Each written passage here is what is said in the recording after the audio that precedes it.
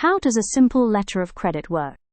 Put simply, a letter of credit is an irrevocable promise of payment by the issuing bank to the seller, through the advising bank, based on an agreement between the seller and the buyer of goods or services. The issuing bank promises to pay an amount agreed between buyer and seller at an agreed time, following presentation of compliant documents within a specified timescale. It's a short-term and flexible method of financing, which is particularly useful in countries where trading and getting paid can be risky or challenging. Usually 4 parties are involved in an unconfirmed documentary letter of credit. 1. The seller of the goods or services, who will be the beneficiary of the letter of credit. 2.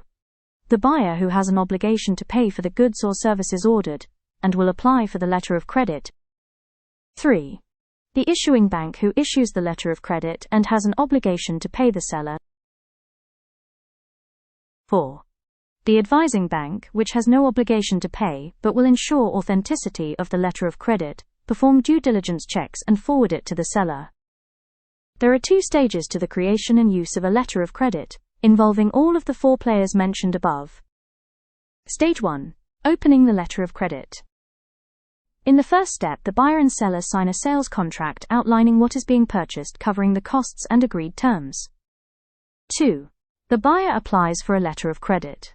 At this stage, the buyer of the goods or services applies to the issuing bank for a documentary letter of credit. The buyer should advise the issuing bank of the documents they need for customs clearance. The issuing bank will do the necessary checks to ensure the buyer is solvent and set terms and conditions. 3.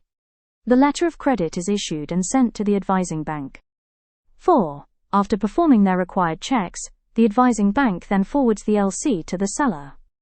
5. It is the seller's responsibility to check they can comply with the terms and conditions stated in the LC, and request any necessary amendments from their buyer through the issuing bank. Stage 2. Using the letter of credit. 6. The seller will ship the goods to the customer and compile the documents required for the letter of credit. At this stage, the seller will present the LC documents to the advising bank, usually for them to check they are compliant and meet the terms within the LC. This is a key stage.